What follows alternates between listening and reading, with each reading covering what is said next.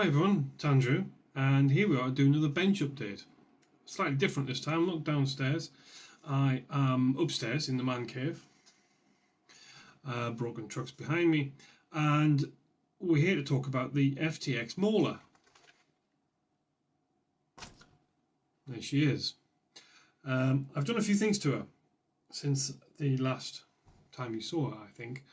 So I've done a few changes, made a few alterations, and one particular that I want to talk about and show you what I've done. I was going to film it as I went along, but to be honest, it was so quick and easy to do, I kind of forgot, and I figured it wouldn't really be that. Talking about it's easier. So, without further ado, I'm going to spin the camera around and I'm going to talk you through what I've done to my FTX Mauler. Yay, okay, so here she is. All of her shell is off. Let's just get some light on her. There we go. So, there she is, naked as the day she was born. And if that doesn't excite you, well, I don't know what will. Now, four-wheel steering. Oh, there she is. Look at that. And even the servos go quiet afterwards. How amazing. I am an electronics genius. I won't show you a picture of the fire extinguisher standing by. Now, I can't claim genius from this. I can't claim that it's my brilliance, my God-given RC ability. I've got to thank 2FM RC for his excellent instructional video on how to set up the Flysky GT5, and in his case an SCX24, but the same point applies. How to set up your truck for four-wheel steering. Now, what came out of all of that? I would suggest please you go and watch that. I'm not going to tell you everything he said because that would be doing him a disservice. So, to paraphrase, this rear servo is plugged into channel 3 on my receiver.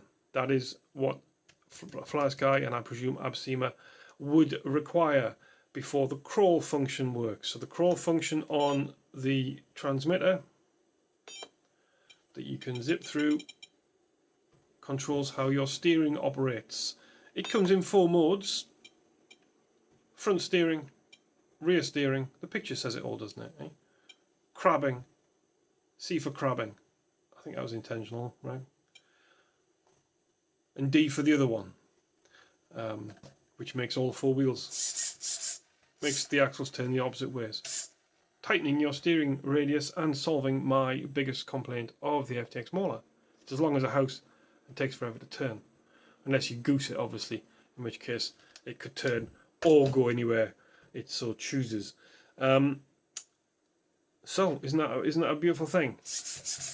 Now, he also had a little tip which I will hint at, using a separate channel altogether for the rear steering, which I felt was really exciting, because then you can use, because obviously the problem with four-wheel steering, let me say, as far as I can tell anyway, is that at speed it makes the rigs quite unstable.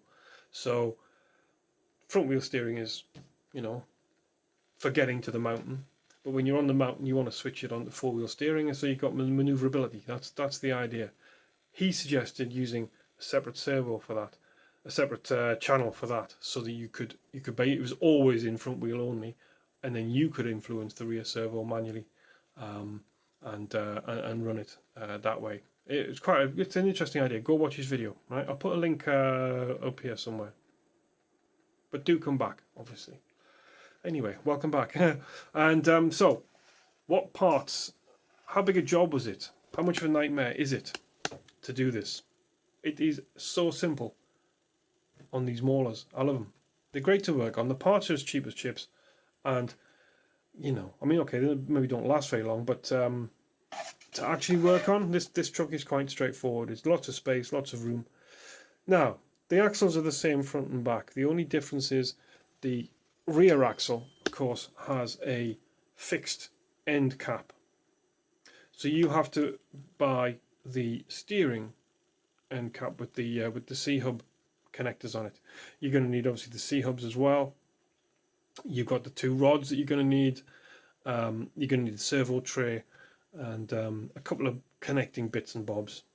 I basically looked at the parts manual for the breakdown of the front axle and ordered everything that was connected to it. Cost about 15 to 20 quid. Right? Just cheap as chips, man, to get all this stuff. So specifically this lot, right? So I'll give you a quick run through, and then I'll put the link down below as well. So 8784, the steel steering and servo links. That's these two bits of metal here. They don't come with the ends on, so just the metal threaded ends. Okay, that's all that is.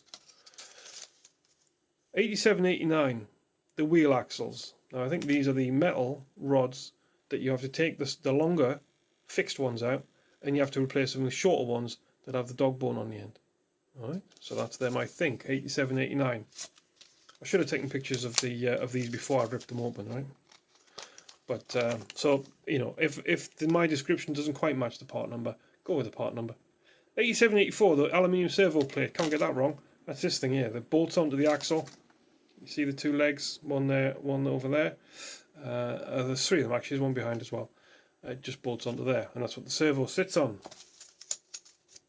8773 is the suspension link ball cup set. Now I think that basically means the rod ends. All right. Was that 8? Because I've got 4 left. Yes, it was. So then we moved on to the drive. Oh, maybe that's them. Front wheel drive shaft. Maybe those are them. This one's the metal part. As I say, I can't really remember which bit's which. Oh, of course, you've got a metal bit sticking out here, haven't you? That goes through the wheel, and then you've got the bit in there. So yeah, you need a new one of them, metal axle bit inside, and you need the extension piece that the wheel screws onto and goes into the dog tooth, dog bone. Anyway, stop me if I'm getting too technical. I try not to get too technical. Obviously, I'm trying to keep this, you know, average guy level. 8753, as you can plainly see, they're front hub carriers. I think that's the plastic end pieces here for the axles. And what's this one down here, all shy? This is 8752, the block carriers and bushings. I think that's the C-hub bit here. And it actually comes with the plastic inserts as well for you to bolt through. But it doesn't come with any bolts, so you must have your own bolts. Obviously, it doesn't come with the servo or the horn. Yeah, you have to sort all that out yourself. I've had to improvise slightly with the servo fixings, and it's a little bit unsightly, but you know, it'll be covered in mud soon. Now, word on servos. I'm going to just say to you, this is a 7 kilo Armour servo from my Armour Senton. Not the most powerful thing in the world. And indeed, the one at the front is a 15 kilo Turnigi. Come on, phone. You had it a minute ago. You've lost it. You've goosed it. Where is it? There it is. Yeah, it's not very exciting. 15 quid off eBay or something. Not a big deal. Now, I did have. Oh no. Let me just turn the whole thing off before my transmitter loses its mind. I think it worries that I've fallen down a crevasse or off a cliff or something, or it's got sucked into a peat bog or something, and it's trying to send out a plaintive cry for help. I think that's what that is, isn't it? Call the emergency services. He's crashed his rig again. He's turned his rig over and he's left me in the mud. Something like that. Anyhow, back to professional, please. Thank you. 3, 2, 1, go. Right.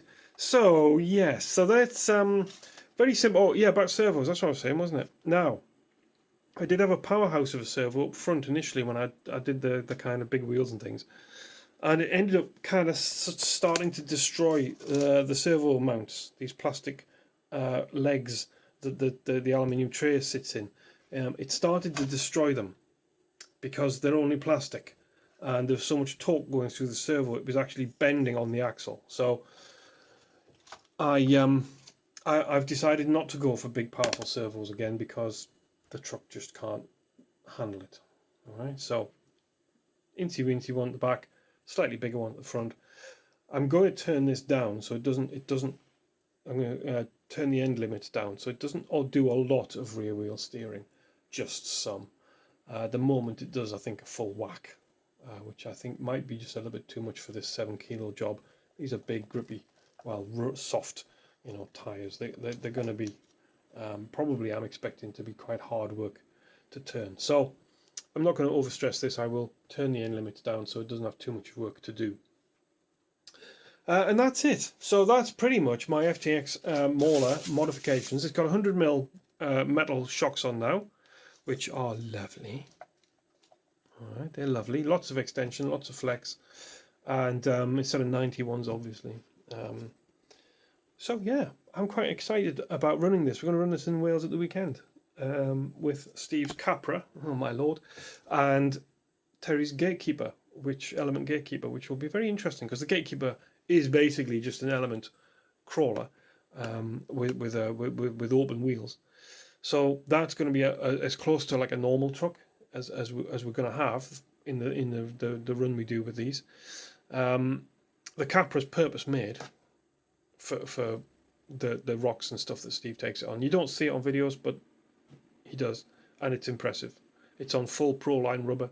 It's going to be a beast, and then you got this, which is my kind of parts lash up budget basement, monster truck. I mean, it's my hand. Look at the size of them. They're monsters.